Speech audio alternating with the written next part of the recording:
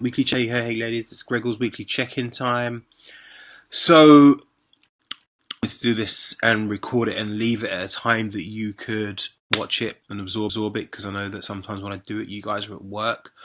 But suffice to say, you lot are doing awesome. So, obviously not everyone's checked in X amount of times, but everyone's on about 6. Well, the ones that have done it consistently, we're seeing pounds dropped here and there. We're seeing inches off the stomach, so just off the back as well. So you should all be seeing changes in your body now, if you've been on it, yeah, and you're all seeing it. So you're all seeing the power of being consistent and having someone on your case going, wait, what's going on with this? What's going on with that? And that's what a coach does, right? That's what any coach in any industry does. They're the ones that kind of pull you up when you need to be doing stuff, right? And that's what my goal is, to do that. So I'm showing you the power of being consistent, which is what most people don't do. Sorry, by the way, I'm not in my usual place. My dad is now taken my room for watching cricket. Bastard. Anyway, I love him really. So I'm going to just go through your questions. There's some good ones. So the first one was, so one of you ladies, I won't say who, has got PCOS and fibroids. So that said and done, you still need to maintain your calories or maintain a calorie deficit to get fat loss in those situations.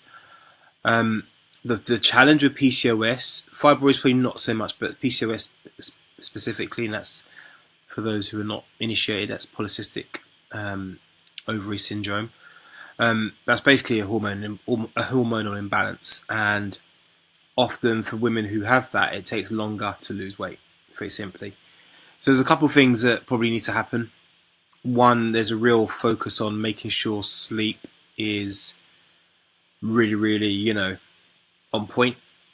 2, one thing that can often work, and it's not a definitive one, is making sure your diet's fairly low carb, and that's often a really good one. With PCOS, though, not everybody reacts the same. You could have 2 people who've got PCOS and their symptoms are so different. But yeah, a lower carb diet, so you're looking at more of a meats with some fats, so almost like keto, might work really, really well.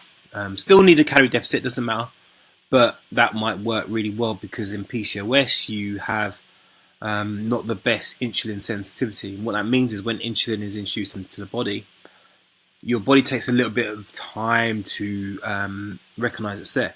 It's a bit like your husband, right? When you first meet him, he's like all over you, and then all of a sudden he's like, oh, hi, you're here, kind of thing.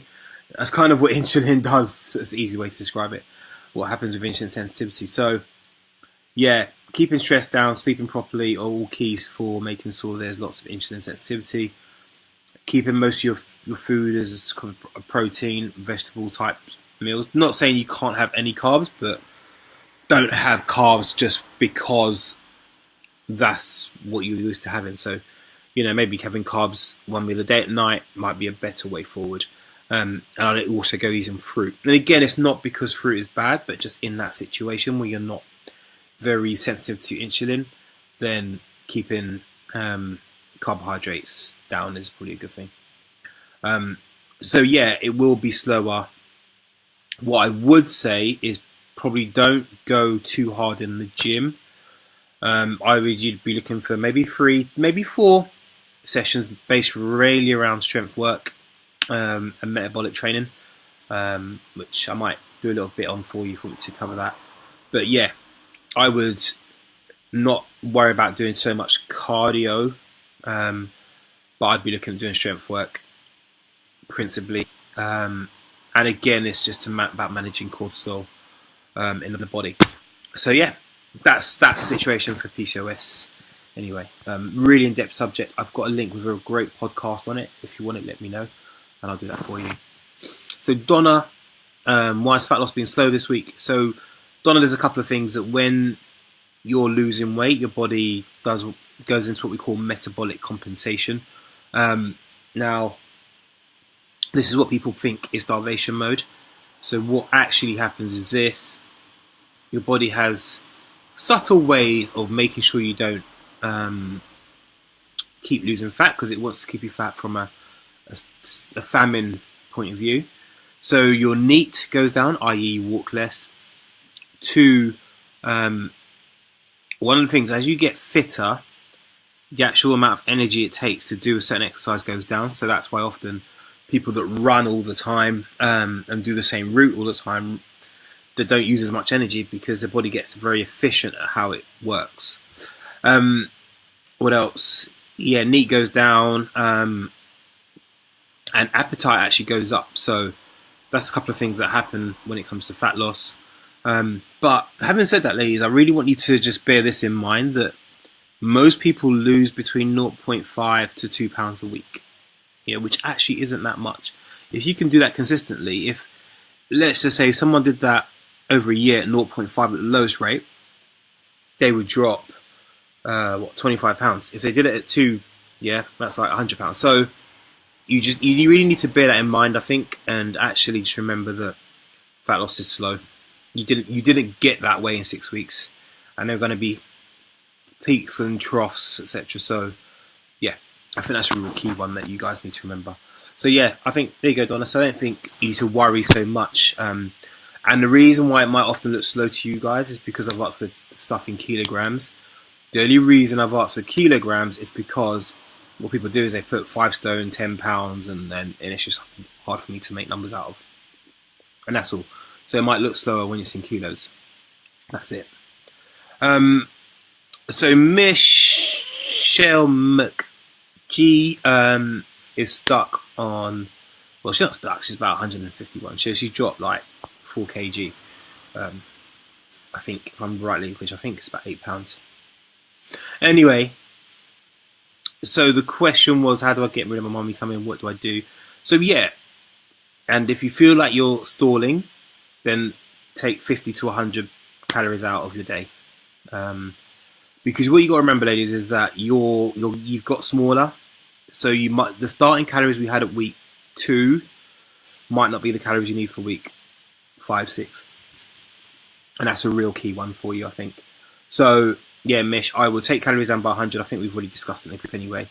The other thing about the mum tum is very often it's the last place to go. It's kind of the last bastion of fat loss.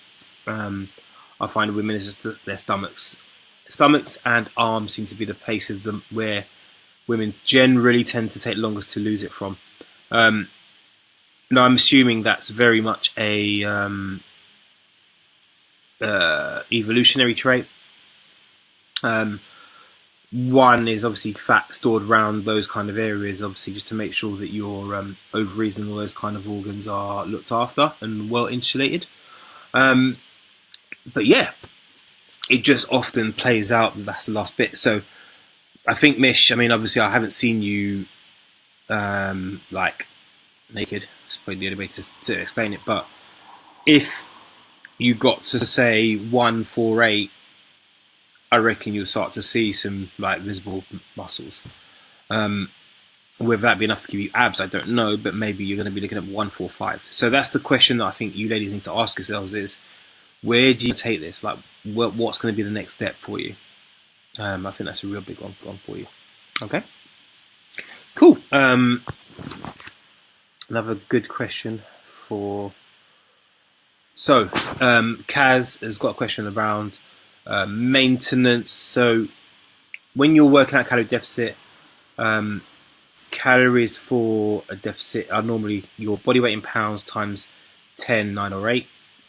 If you're looking at maintenance, put your calories at body weight times 11 or 12, and that tells you roughly your maintenance calories. So you'll know, ladies, that whatever weight you get to, get it in pounds and then 11 or 12 it, and that should keep you roughly where you are. Nice and easy. Nice and squeezy. I think that's it. So ladies, if there's any questions, comment below by the time you see this, because I put it at this time to make sure you chilled out for the evening to watch it and absorb it. If you've got questions, comment below and I'll get on to it. Okay, Right, awesome. I think that wraps Q&A for this week. I'm going to drop another workout in, and I'm working on kind of all your questions, like mega video, whatever, of nutrition, just for you guys, because I'm feeling nice. All right, any questions, let me know. But ladies, keep it going. You're doing awesome. Don't stop now. This is the bit where people drop the ball. Do not drop it. Okay, you got this. All right, have a good day. Any questions, let me know.